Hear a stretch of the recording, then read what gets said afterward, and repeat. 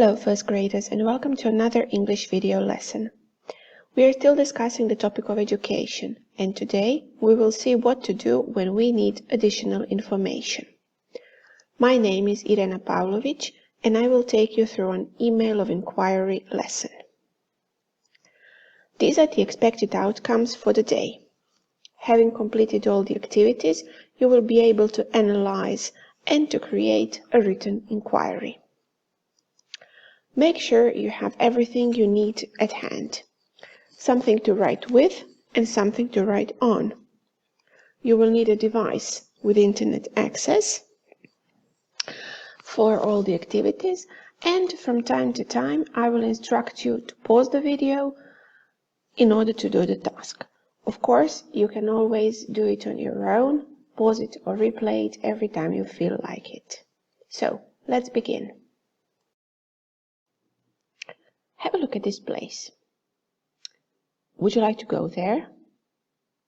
And what if I told you it was a school, a language school offering summer language courses?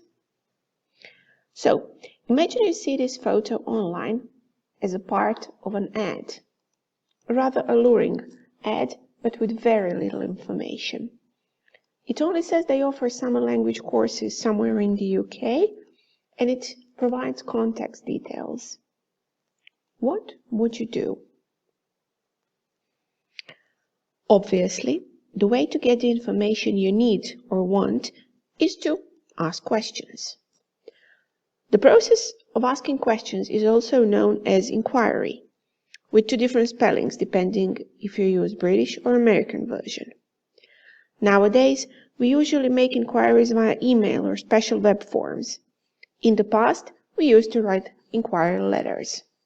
But whatever medium you use, the point is the same. You need certain information and you will have to ask certain questions to get it. So, what do you think? What should be in such an email? What should be in an inquiry? Pause the video and write your ideas down.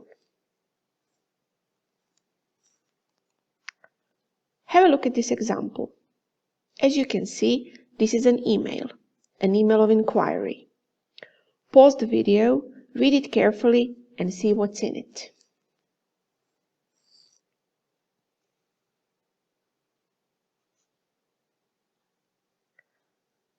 So, you have now studied the example inquiry email, and you have a list of your own ideas of what goes into an email of inquiry. Do you think you can identify different parts of an inquiry email? Pause the video, open this link, and complete the task.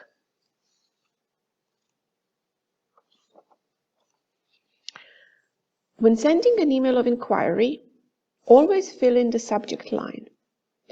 Many recipients fail to respond to emails if the subject line is empty.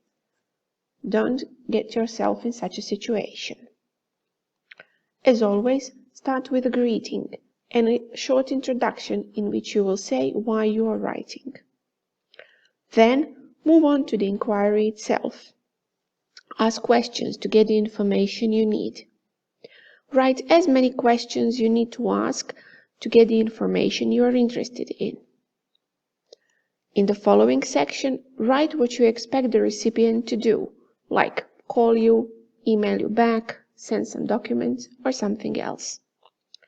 Add a closing section and sign the email. Remember, your inquiry is probably just one of many. You want to increase your chances to get the desired information. So, think about KISS. Of course, it means keep it short and simple.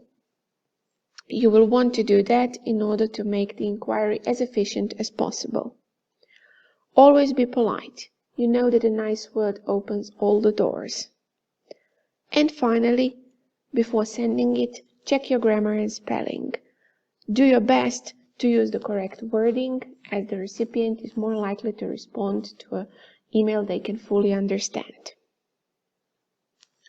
So, now it is your turn. Have a look at these two ads.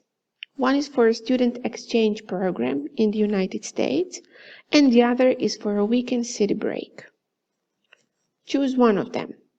Study the available information and decide what you want and need to do. Write an email of inquiry. Before sending your email, use this checklist to make sure you got everything right. Check that your email has all the required parts. Subject line completed, greeting, an introduction, the inquiry itself with as many questions as necessary, next steps, closing, and signature. Make sure that you have clearly stated all the information you need, that you kept it short and simple, and that you made it sound formal and polite. Finally, make sure you have double-checked grammar and spelling. Before we finish today's lesson, let's try to assess how confident you feel about writing inquiry emails. Are you perfectly happy with what you can do now? Or are you not so happy? Or do you feel you have to work on it a little bit more? Self-assess your level of confidence, and it will tell you how much more you need to practice. And this is the end of today's lesson. I hope you enjoyed it, and I hope that you learned something useful. Enjoy the rest of your day. Until we see next time, bye-bye.